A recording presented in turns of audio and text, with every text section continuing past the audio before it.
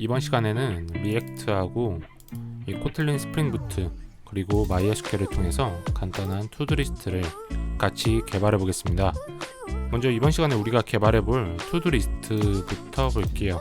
이 특별한 디자인이나 화려한 CSS는 없습니다. 저는 디자인이나 퍼블리싱을 할 줄 모르는 개발자거든요. 별 디자인은 없어도 기능을 보시면 단순하지만 있을 건 다 있습니다. 예를 들어 우리가 할 일, 스프링 부트 공구라고 작성하면은 이런 식으로 투두가 할 일이 생기게 되고, 그리고 이걸 클릭하면 완료가 되고, 그리고 X 버튼을 누르면 삭제가 됩니다. 여기서 재밌는 거는 이 투두 리스트에 할 일을 적고 새로 고침을 하거나 우리가 새로 고침을 하고 그리고 이거를 껐다가 다시 켜도 이런 식으로 투두가 남아 있어요. 만약 우리가 리액트를 통해 화면만 구현한다고 하면 데이터가 저장이 안 될 거예요.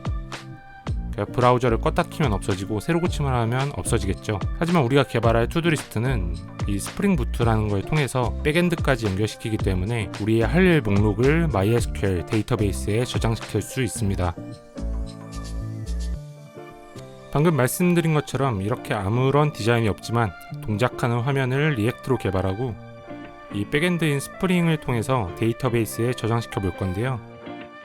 리액트로 만든 화면에서 앞서 보여드린 것처럼 할 일을 크리에이트하고 리드, 업데이트, 딜리트하는, 즉 CRUD라고 하는 오퍼레이션을 만들어 볼 거고요. 이 사용자가 하는 액션들은 프론트인 리액트가 백엔드인 스프링 부트에 요청하고, 이 스프링은 데이터베이스에 데이터를 추가하고 조회하고 갱신하고 삭제를 합니다. 이렇게 가장 기본적인 리액트로 되어 있는 프론트엔드와 스프링 부트로 되어 있는 백엔드, 그리고 MySQL 데이터베이스로 구성된 3티어 어플리케이션을 같이 만들어 볼 거예요. 이번 시간에 필요한 개발 언어하고 도구들입니다. 여기 있는 것들은 전부 무료예요. 이 무료지만 개발자들이 많이 쓰는 인기 있는 도구들입니다. 설치할 게 좀 많긴 한데 한번 설치하면 웹 개발하면서 계속 사용하게 될 거예요. 설치가 되어 있는 건 패스해 주시면 됩니다. 먼저 Adapt OpenJDK라는 건 자바입니다. 이번 시간에 이 코틀린으로 개발을 해볼 건데요. 코틀린은 기본적으로 그 자바 버추얼 머신이라는 자바 환경에서 같이 돌아가기 때문에 이 Adapt OpenJDK라는 걸 설치해 주시면은 코틀린까지 같이 돌릴 수 있어요.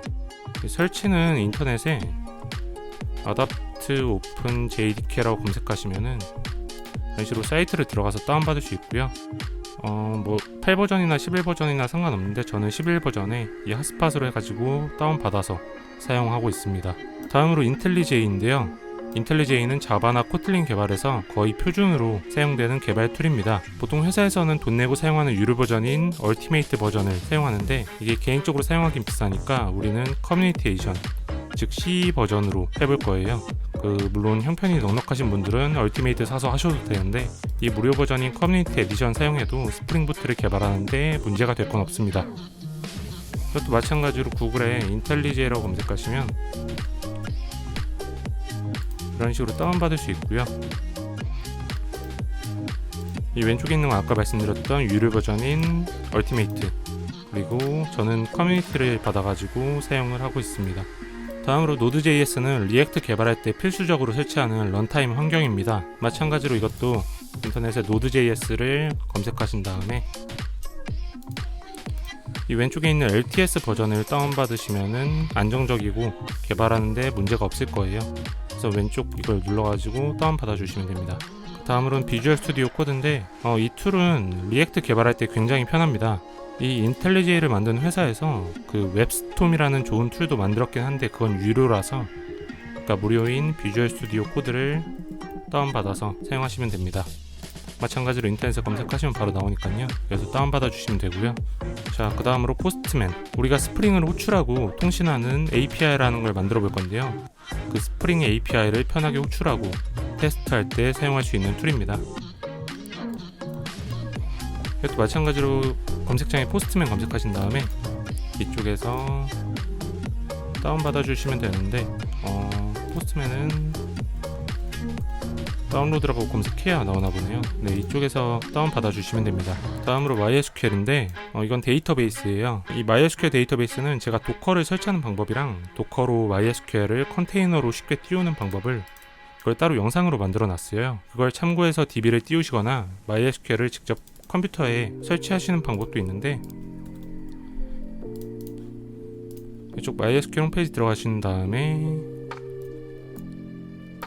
이쪽 다운로드로 들어가셔가지고 엔터프라이즈 버전 말고 커뮤니티 다운받으시면 돼요. 근데 저는 개인적으로 이거 도커로 띄우는 게 좀 더 편한 것 같아요. 저는 투두리스트란 거를 이 MySQL을 컨테이너로 띄워가지고 도커 환경에서 사용하고 있고요. 그리고 마지막으로 DB버. DB버는 데이터베이스를 쉽게 다룰 수 있는 툴이에요. DB에서 데이터를 아까 보셨다시피 뭐 인서트하거나 셀렉트하는 거를 이쪽 툴에서 그 SQL문, 셀렉트나 인서트 같은 SQL문들을 입력해가지고 뭐 확인하고 데이터를 추가할 수 있는 그런 툴인데요. 이것도 마찬가지로 인터넷에 DB버라고 검색하시면은 DB버 커뮤니티 버전을 다운받아 주시면 되고요. 이쪽 엔터프라이즈 에디션은 유료고 이쪽 커뮤니티 에디션에서 이 인스톨러로 설치해 주시면 됩니다. 자, 여기까지 해서 우리가 필요한 툴들을 설치해서 개발 환경을 세팅해 봤고, 이어서 본격적으로 스프링 부트를 통해서 백엔드 서버를 같이 개발하도록 해보겠습니다. 여러가지 언어나 툴을 통해 개발 환경을 만들어 봤고요. 이번에는 스프링 부트로 투두리스트 API를 제공하는 백엔드 서버를 같이 개발해 보겠습니다. 먼저 스프링 이니셜라이저라는 걸 통해서 스프링 부트 프로젝트를 만들어 볼 건데요. 이 스프링 이니셜라이저는 우리가 스프링을 사용할 때 필요한 여러 가지 기술들을 미리 세팅해 줍니다. 이쪽 검색창에 스프링 이니셜라이저라고 검색하시면 되고요. 이쪽 사이트에서 우리가 사용할 스프링 환경을 설정해 줄 수 있어요. 이 프로젝트 같은 경우에는 빌드 환경인데 자바 프로젝트에서는 메이븐 많이 사용했었는데 요새는 그래들 많이 사용하는 것 같고요. 오늘 사용할 랭귀지는 자바가 아니라 코틀린을 통해서 스프링 부트를 만들어 줄 거예요. 버전은 이 괄호친 거 스냅샷이나 RC1 이런 것들은 사용하시면 안 되고요.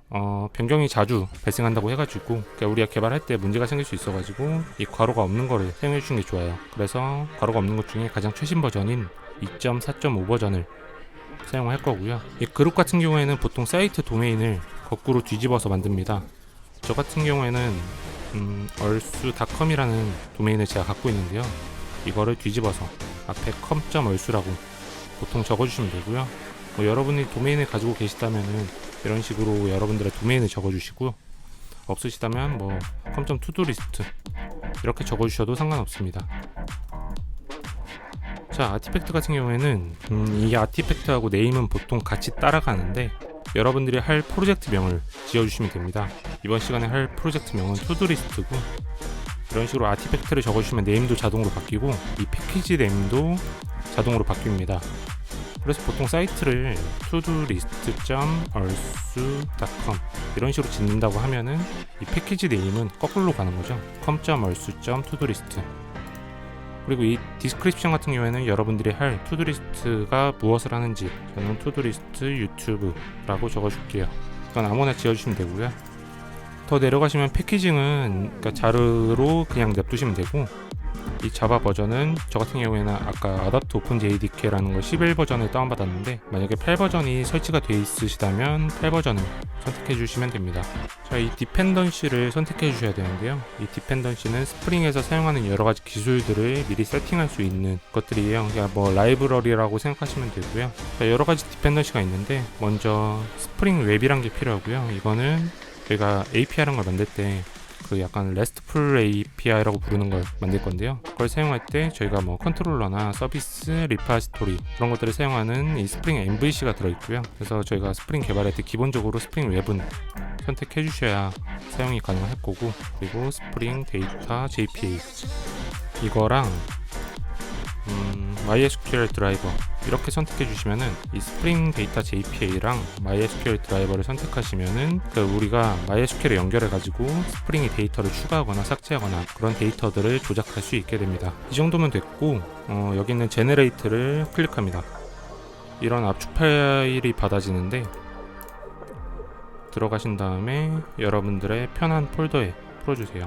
저 같은 경우에는 GitHub이라고 해놓고 여기에 투두리스트 백엔드라고 지어줄게요. 이미 있네요. 지어주고 투두리스트 백엔드 라고 지어준 다음에 이 안에 압축을 풀어줍니다. 자, 이렇게 압축을 풀어주신 다음에 인텔리제이를 실행할게요. 실행하셨으면은 여기 오픈을 클릭하시면 되고요. 아까 압축을 푼 그 폴더로 들어가신 다음에 저 같은 경우에 투두리스트 백엔드라고 지어졌었거든요. 이걸 클릭해서 오픈을 눌러주세요. 자, 이렇게 하면 인텔리제이가 여러분들이 생성한 스프링 이니셜라이저 프로젝트를 알아서 빌드하고 알아서 실행할 수 있는 환경을 제공해 줍니다. 일단 다 읽어질 때까지 기다려 볼게요. 자, 이런 식으로 뭐 다 읽어졌으면은 일단 우리가 만든 프로젝트를 들어가 가지고 이 src의 메인에 코틀린 이쪽 com.얼수의 투두리스트까지 가시면은 처음에 투두리스트 어플리케이션이라는 클래스 파일이 있을 거예요.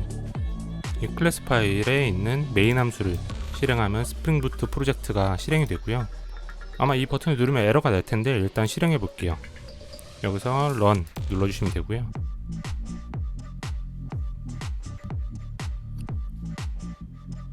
이런 식으로 스프링이 켜지는데 켜지다가 에러가 날 거예요. 자, 에러가 난 원인은 저희가 아까 이 스프링 이니셜라이저에서 스프링 데이터 JPA를 사용한다고 넣어놨는데 이 스프링 데이터 JPA 같은 경우에는 데이터베이스를 연결해 줘야 돼요. 그러니까 스프링 부트에서 사용할 수 있는 데이터베이스를 연결해 줘야 되는데 그걸 찾지 못해서 여기 나와 있는 것 같이 적절한 걸 선택해서 데이터베이스를 연결해라, 이런 에러 문구인 거고요. 자, 이제 우리는 데이터베이스를 실행해야 합니다. 뭐 MySQL을 직접 설치하고 실행하셔도 되는데 이 여러분들의 컴퓨터에 도커만 설치되어 있다면 데이터베이스를 설치하지 않고 도커 컨테이너를 통해서 쉽게 실행할 수 있습니다. 저는 그 전에 만들어 놓은 도커 컨테이너가 있기 때문에 일단 스탑시키고 이거를 삭제해 볼게요. 삭제하고 이 도커가 설치되어 있으시다면은 이쪽에 미리 만들어 놓은 스크립트가 있는데 도커런 명령어를 입력해 주신 다음에 다시 플랫폼 리눅스 AMD 64라고 적혀 있는 것 같은 경우에는 애플 실리콘을 사용하고 있는 M1 맥북이라서 이걸 붙여야 실행이 되더라고요. 뭐 따로 맥북 사용 안 하시거나 아니면은 인텔 맥북 사용하시면은 이거 지워 주신 다음에 사용하시면 되고요. 그다음에 다시 P가 있는 거는 포트를 어떻게 사용할 거냐, 컴퓨터 포트에서 그 안에 도커 컨테이너 포트를 어떻게 연결시키는 건지 다시 P라는 명령어를 통해서 옵션을 주고, 이 네임 같은 경우에는 도커 컨테이너의 이름을 지어주고, 이 다시 2가 붙은 거는 환경 변수들을 적어주는 건데, MySQL을 실행하실 때는 이런 식으로 미리 정해진 환경 변수들을 적어주시면은 그 MySQL을 실행할 때 자동으로 세팅이 돼요. 예를 들면 뭐 MySQL 루트 패스워드 1234라고 적으면은 이 DB의 루트 패스워드는 1234로 지정이 되고요. 뭐 데이터베이스 이름은 투두리스트, MySQL 유저는 얼수라는 걸 미리 생성할 거고, 그리고 MySQL의 패스워드, 이 얼수의 패스워드는 1234로 미리 지정을 하는 거고, 다시 D는 도커 컨테이너에 접속해서 실행하는 게 아니라 백그라운드에서 실행할 수 있도록 옵션을 주는 거고, 마지막으로 그 도커 이미지를 적어주시면 됩니다. 그래서 이걸 복사해서 아이템 들어가서 도커 ps 이런 식으로 도커 이미지들이 있고, 일단은 바로 띄울 수 있을 것 같아요. 그래서 붙여놓은 다음에 엔터를 누르시면은 이런 식으로 MySQL이 실행이 되는데 도커가 에러가 났네요. M1 맥북 사용하다 보면은 이런 식으로 에러가 가끔 나는데 리스타트를 해주겠습니다. 이 에러 나는 게 도커 데스크탑 어플리케이션이랑 이 아이템이랑 혼용했었으면은 에러가 가끔씩 나는 것 같아요. 이 도커 데스크탑 어플리케이션은 사용하지 말아야 될 것 같아요. 일단은 이게 해결이 된 다음에 다시 진행하겠습니다. 자, 도커가 다시 실행이 됐고요. 아까 그 명령어를 다시 입력해 볼게요. 이렇게 엔터를 누르면은 정상적으로 그 MySQL 도커 컨테이너가 실행이 되고요. 그래서 도커 ps를 쳐보시면은 이런 식으로 MySQL 이미지가 투두리스트라는 컨테이너로 떠 있는 것을 확인할 수 있습니다. 일단 이 도커로 MySQL을 띄웠을 때 시간이 좀 지나야 DB가 올라오더라고요. 그래서 좀 기다려 보고요. 이 MySQL을 실행하실 때는 여기 있는 중간에 데이터베이스 유저의 이름하고 저 같은 경우 얼수로, 그리고 MySQL 패스워드, 이 MySQL 유저랑 패스워드 이 두 가지는 기록을 해 놓으셔야 돼요. 이걸 가지고 스프링에서 접속을 해볼 거고, 그리고 데이터베이스 클라이언트 툴인 DB버를 통해서 이쪽에 커넥션을 연결을 해볼 거거든요. 예를 들어 데이터베이스가 투두리스트다. 이 투두리스트는 아까 저 MySQL 데이터베이스에서 이거를 투두리스트로 정의했기 때문에 이쪽에 데이터베이스를 투두리스트로 적어주셔야 되는 거고요. 유저 네임 같은 경우엔 이쪽 환경 변수에 MySQL 유저로 적어준 얼수를 적어주시면 되고, 아마 여러분들 유저 네임은 다르겠죠. 그리고 패스워드는 이쪽에서 적어준 1, 2, 3, 4 이거를 적어주시면 됩니다. 그리고 테스트 커넥션을 눌러주시면 이런 식으로 데이터베이스에 정상적으로 접속이 되는 것을 볼 수 있고요. 이쪽에 접속이 안 되는 가장 큰 원인 중에 하나가 이쪽에 allow public key retrieval 이라는 게 있는데, 이게 처음에 펄스로 돼 있을 거예요.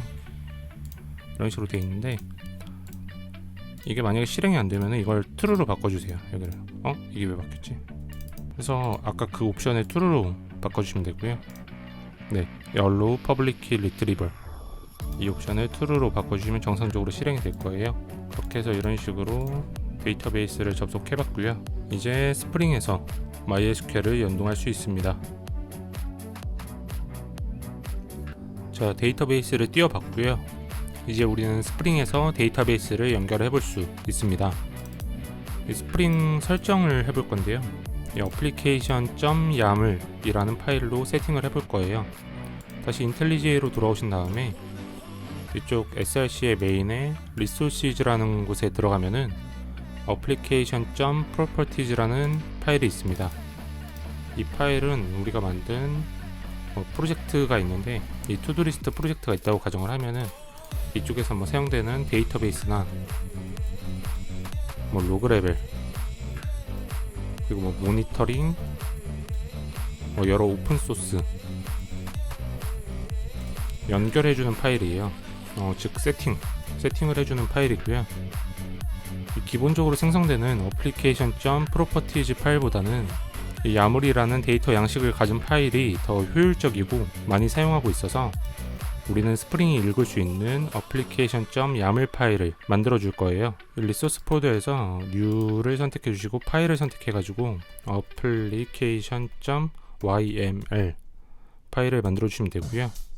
기존에 생성되어 있던 application.properties는 과감하게 삭제해 주세요. 여기 delete가 있고요. 그래서 OK를 누르면 삭제가 됩니다.